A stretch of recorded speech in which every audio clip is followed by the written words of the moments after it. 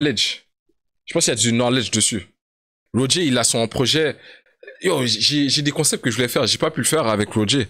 Je voulais l'inviter pour un live pour qu'on puisse écouter son projet à deux pour que je puisse lui dire ce que j'en pense. Ça aurait été un concept, je trouve, de malade. Mais bon.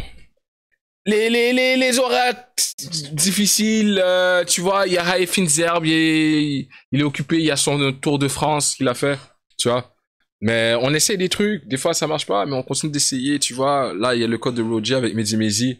En plus, il avait dit dans un de ses bars, jusqu'à ce que Mehdi l'invite ici, et Mehdi qu'il avait déjà mis dans, je pense que c'était CDF2, Carnaval de Finesse. Genre là, le truc où est-ce qu'il est sur la voiture, là, la Jeep. Je pense que Mehdi l'avait mis dans ses top projets d'une année, la même année qu'il avait mis là, la Ace. Donc c'était intéressant. C'était bon à voir. Là, on écoute son compte, on va voir ce qu'il Roger, On est là, hein. comment ça va? Ça va super et toi, Mehdi? Bah, je suis trop content. Enfin, on peut faire cette interview. De fou. Enfin. De fou. Les agendas étaient bons, t'étais à Paris, tu sors d'une tournée, t'étais en bas des champs en train d'acheter des habits. Ouais, et je vais retourner après aussi. Hein. Exactement. En plus, les gars, allez écouter le son qu'il a avec Serran. La prod de Jean-Jacques, c'est tellement incroyable et le truc qu'il fait dessus. Serran, je tolère, mais j'aurais mieux aimé juste Roger, mais yo, c'est du miel pour de vrai. Parler de toi, on va parler de plein de choses. En fait, ce qui est intéressant, je pense, c'est qu'on va parler de ton actualité, bien sûr. Mais à mon avis, il faut qu'on explique aux gens qui tu es, d'où tu viens. Parce que même si on fait pas toutes les 45 minutes, parce qu'il y a aussi l'interview de Rally que je veux écouter avant les animes. Faut qu'on voit ce qu'il a à dire. Francophone. Il y a des gens qui t'adorent. Est-ce que ça va Charlotte, Montréal? Des gens qui te voient de loin, ils se disent c'est qui un peu ce mec-là, tu vois, finesseur, etc. Donc ils comprennent pas aussi, peut-être. Donc il y a tout ça, je pense qu'il faut qu'on explique. Mais avant peut-être de rentrer là-dedans, moi j'ai l'impression que t'es quelqu'un qui a écouté beaucoup de rap dans ta vie, mais des choses très différentes. Parce que même dans aussi bien dans tes références que dans les choses, la musique que tu fais, tu vois, où tu peux passer d'une prod drill à un truc DM. Enfin, tu vois, j'ai l'impression que t'as écouté plein de choses. Ouais, c'est vraiment ça. Est-ce que tu te rappelles, genre, t'as découvert du rap et genre des artistes qui t'ont vraiment fait aimer ce truc-là? Est-ce que t'arrives à dater? Ouais, totalement. J'avais 5-6 ans. Ouais. Ça veut dire, ça fait déjà 20 ans, déjà. Ok. J'écoutais BET. En fait, mes parents, ils avaient la télé satellite craquée, là, tu vois, avec les cartes, là, que tu pouvais changer, là, puis t'avais tous les réseaux.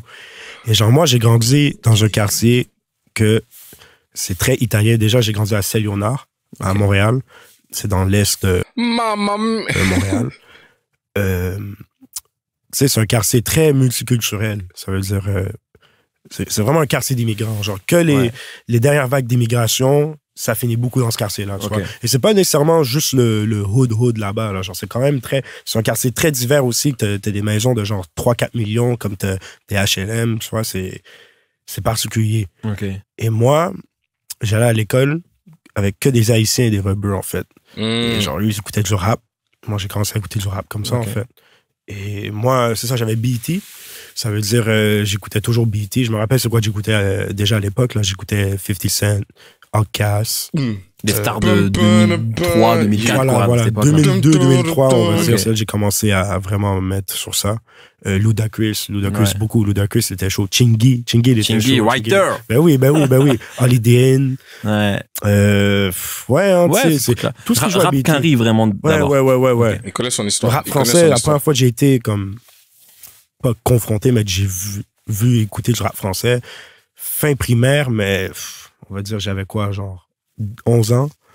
Mais c'était pas, je suis tombé sur un son de La Fouine, genre un truc comme ça, tu vois. Je suis pas de temps resté. Après, le rap français, je voyais un peu qu'est-ce qui se passait. Je connaissais aussi TTC parce qu'ils ont fait du bruit oui, c'est vrai. Comme Micron et tout. Voilà, tu vois, eux, ils ont fait du bruit. Et indirectement aussi, je suis tombé sur Ateaba comme ça. Hein. Ok. C'est là où tu commences un peu à t'intéresser. Il était signé à... Via un stunt. Ouais, tout à fait. Ouais. Mais... c'est qui les premiers artistes français que vous avez écoutés? Moi, je pense, si je dis pas de conneries, c'est quoi le son... j'aurais aimé Nanana de Hiro Nakamura. Les gars, c'est qui fait ça? C'est un Marseillais. Yo, des fois, j'oublie. Quand je suis en deux spot, j'oublie. J'aurais aimé le pouvoir d'Hiro Nakamura. Soprano, c'est le premier que j'ai écouté. Niveau FR. premier que j'ai écouté. Je me rappelle encore. Je voyais le clip de Hiro Nakamura, j'étais là, ah, fuck! Le voyage dans le temps, il me fait une leçon d'histoire en même temps. Oh my god! Rap français, après, c'est ça la particularité avec moi. Moi, j'ai pas écouté tant de rap français. Okay. Même quand j'ai commencé à rapper, tu vois. Le plus de rap français que j'ai écouté de ma vie, c'est en venant ici. OK. Genre, la première fois que je suis venu en France en 2016, Section le gars de LTR, le team de Jules. Caris, j'avais déjà vu. Ils m'ont montré 13 blocs, j'ai pété ma tête, j'ai fait, wow, c'était freestyle LVDG. J'ai fait, ouais, ça, c'est du rap. Ça parce que c'est du rap carré, en vrai. Voilà. C'est leur histoire. Ils racontent l'histoire de mecs d'ici, bien sûr, mais il y a un truc qui est de la trappe de là-bas, en fait. Capté. Et un autre truc aussi dans le rap français un peu avant qui avait catch mon attention, en genre 2013-2014, quand j'allais à l'école, j'allais à la radio étudiante. Puis moi, j'écoutais beaucoup de rap de Memphis à un moment, tu vois. Ben, j'ai toujours écouté beaucoup de 3 6 Mafia, Project Pat. Même, tu vois, j'ai pris plein de flow à Project Pat. J'allais à la radio étudiante, il y a un mec qui jouait un son de Alpha 520, là, Parler aux anges, là, tu vois. Et je fais, c'est quoi ça? C'est Memphis, ce genre-là, genre. Fou. Et là, je fais, c'est qui ça, Alpha 520? Et là, après, j'ai check. Là, je fais, ah, c'est lui, l'habit cravé dans ma tête. Ça, j'avais déjà vu, tu sais. Ouais, bien sûr. Il y avait un le petit, l'habit cravé dans avec les guns. Ouais. Et là, je fais, mais je fais. J'ai pas ces références. Américain, ça, tu vois. Ouais. Booba, j'avais écouté un peu aussi, tu vois, genre, parce que c'était américain, en fait. Ouais, bien sûr. C'était très américain. Caris, Hors Noir, Ateyaba, 3010, Big Shot à 3010 aussi, le frérot. Pink T à l'époque aussi, Pink T, Bon Gamin, Love Nation, Prince Wally aussi, il était là. Déjà, bien sûr. OK. Et c'est là que j'ai commencé un peu à rentrer dans le rap français, avec ces noms-là. Mais 13 blocs, c'est vraiment le truc rap français que j'ai le plus écouté, je crois. Mais ça, c'est intéressant. Là, tu cites des choses qui sont un peu de ton époque, c'est un peu normal que tu les écoutais. Mais moi, j'étais là sur le tournage de Fines Herbes. Ouais. Et à un moment, il y a quelqu'un qui met Imaginary Players de Jay-Z. Ouais.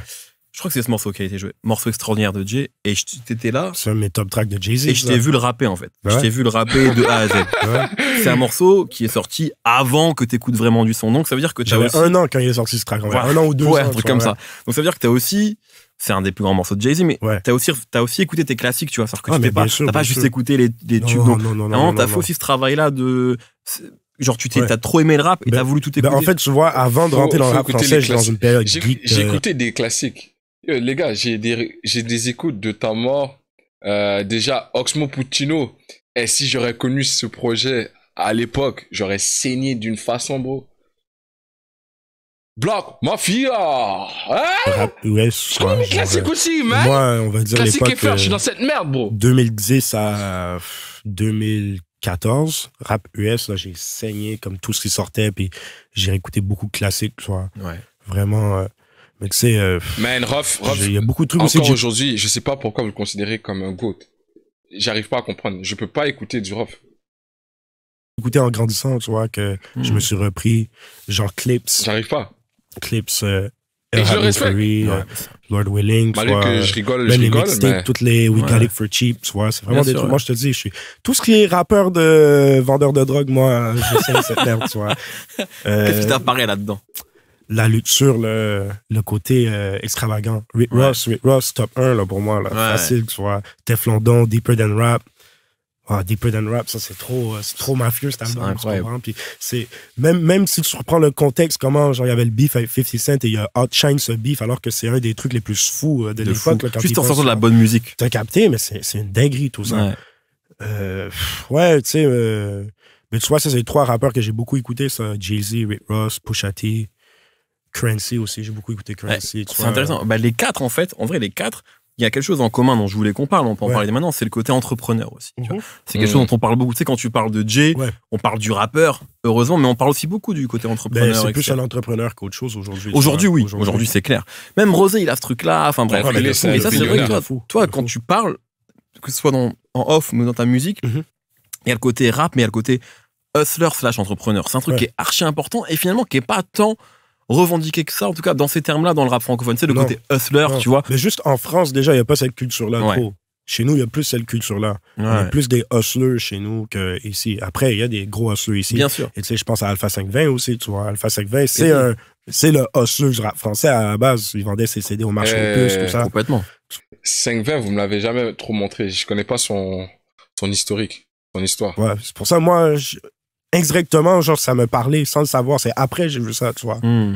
Ça devient d'où, toi, ce côté-là, du coup, le fait de, dès le début, d'avoir un peu eu un plan, j'ai l'impression de se dire, ouais, je suis rappeur, mais je suis aussi entrepreneur. À quel moment ça t'est venu et comment t'as pensé un peu tout ça? Déjà, je pense que c'est de la musique que j'ai écoutée, tu vois, en vrai. Genre, je voyais, c'est un peu les rappeurs chez Nommé, c'est un peu les modèles que j'ai regardés, tu vois. Puis même tu prends un mec comme Gucci Mane à l'époque, il était super hood, super gangster. Même lui, il était quand même entrepreneur, tu vois. Il a signé Waka Flocka, il a signé Wooda Kid, il a signé OG de Juice WRLD, il a signé tellement de rappeurs. Il y avait un vrai mouvement Brick Squad. Ça aussi, c'est un mouvement, je suis beaucoup pris, c'est le mouvement Brick Squad, là, 1017, à l'époque, 2011, 2012, là. En fait, moi, j'ai beaucoup, tout ce qui est sale, j'ai écouté, tu vois. Chief Keef quand il est sorti. T'étais jeune, en plus, t'étais petit même. T'étais pas là, t'étais petit en vrai, quasiment. J'avais quoi, 14-15 ans, tu vois, à cette époque-là. Et c'est drôle, tu sais, j'ai une chaîne Brick Squad chez moi, là. J'ai une zircon, là. Une chaîne Brick Squad en zircon, là. Ouais, je te dis, je suis un enfant du rap, en vrai. Je suis un enfant du rap. De fou. Puis même, si tu prends mon entourage, je pense à quelqu'un comme Doomix, par exemple. Celui qui fait la plupart. Hey, shout out Doomix. Mes prods avec Freaky. Shout out Doomix. Doomix, lui, je le connais depuis que j'ai 6 ans. Puis lui, je l'ai vu faire ses premières prods à comme. Il y avait 10 ans, genre. Ça fait comme 15 ans, là, déjà qu'il fait des prods, 15-16 ans, là. Ça veut dire rien. Hier, j'ai vraiment bercé là-dedans. J'étais dans un show hier et j'ai croisé Doomix, man. Yo, c'est un bon, hein. Tu retraces toute ma vie. Même par exemple, tu vois. Freaky aussi. En spectacle, soit les gens ils disent ouais, t'es une bec de scène, tout ça. Mais tu sais, moi, j'ai toujours été quelqu'un à l'école, j'avais des cours d'art dramatique, j'étais excellent. Les présentations orales, j'étais excellent, tu vois. Ça veut dire ça a toujours été un truc que j'ai toujours été capable d'entertainer les gens. Voilà. Ça veut dire si tu prends ça de base, le fait que je kiffe fort le rap, puis que je suis quelqu'un qui est bon à s'exprimer devant plein de personnes, à jouer le jeu sur des trucs, en fait, c'est normal que je fasse ça. À quel moment tu commences à rapper, en fait? Le premier projet que j'ai fait de ma vie, il est encore sur Bandcamp, hein. Il s'appelle Stunning. C'est un mixtape vraiment en mode Memphis funk. Beaucoup de prods de DJ Smokey je prenais à l'époque sur Internet, soit même je rappais sur les sons de 36 direct, soit vraiment genre des trucs de DJ Pop. Ouais, à un moment, ouais. Et ce projet-là, il est un peu parodique, tu sais, c'est un peu inspiré de genre Lil B. Chante le Bass God. Thank you, Bass God. Et tu vois, genre, c'était un peu inspiré de tout ça. Et c'était quand ça? 2013, le Stunning. Et après, j'ai fait Stunning 2, dans la même année, je crois. Et sur celui-là, il y a presque juste des productions originales déjà. Ça veut dire déjà, genre, j'avais des gars autour de moi. Et je sais pas, à un moment, les gars m'ont dit, ouais... parce qu'il y avait un peu de traction à Montréal. Les gars m'ont dit, ouais... pour le rappeler, Roger, quand il a commencé, c'était la wave SoundCloud 2015. Je pense qu'il disait avec... je pense qu'il a une connexion à Hamza, un truc comme ça. Genre, tout était entrelié. Si tu veux faire ça, fais ça de manière plus sérieuse tant qu'à le faire, tu vois. Donc, Roger, c'est pas un full rookie, mais il grind, mon gars. C'est sorti mon premier projet sérieux, qui est méga ignorant aussi, Bird of Lord Jesus. Et tu sais, c'est le cover, que sur le cover, j'avais mis genre des musulmans, j'avais mis des juifs, j'avais mis une peinture de Jésus. Tu sais, c'était vraiment genre un jeune ignorant, là. Ouais. J'étais vraiment arrivé en mode... ouais, moi, c'est rap ignorant, tu vois. Mais alors ça, c'est un point important, excuse-moi. Je te coupe parce que je voulais aussi qu'on en parle. Ouais. Rap ignorant shit, tu vois. C'est presque un genre dans le rap, tu vois. C'est une mentalité. Et quand ça explose vraiment dans les années 2000, tu vois, genre, même avec Cameron, Deep Set, il y avait un truc qu'on lui reprochait beaucoup, ce truc-là. Mais en fait, les gens qui aimaient pas ça étaient en mode, ouais, c'est du rap de dégénéré, etc. Ils sont en train de tuer le rap. Alors que parfois, il y a quelques-uns des meilleurs rimeurs qu'on fait du rap ignorant, tu vois. C'est quoi pour toi? Est-ce que tu peux nous expliquer pour toi, c'est quoi le rap ignorant, justement? Je comprends un peu où va l'interview. On a commencé avec du personnel, il donne son histoire, mais j'allais finir le reste de l'interview en solo. C'est vraiment, je pense que là, c'est juste des opinions, genre musicales, rap. Moi, je voulais, où est-ce que Roger m'explique comment il a vécu, comment il a commencé, c'est quoi ses influences. Ben, il explique aussi ses influences de Memphis. Mais je pensais que ça allait être juste ça. Là, c'est beaucoup sur la sphère musicale. C'est-à-dire ça, je l'écoutais dans mon coin. J'ai écouté celle de Rally. Quelqu'un a dit dans le chat, il a écouté l'interview de Rally, il a pleuré. Est-ce que l'interview est à un point où est-ce que tu vois, c'est sentimental et qu'il nous explique des trucs? Genre, pourquoi il prend la voix de, soi-disant, Stitch?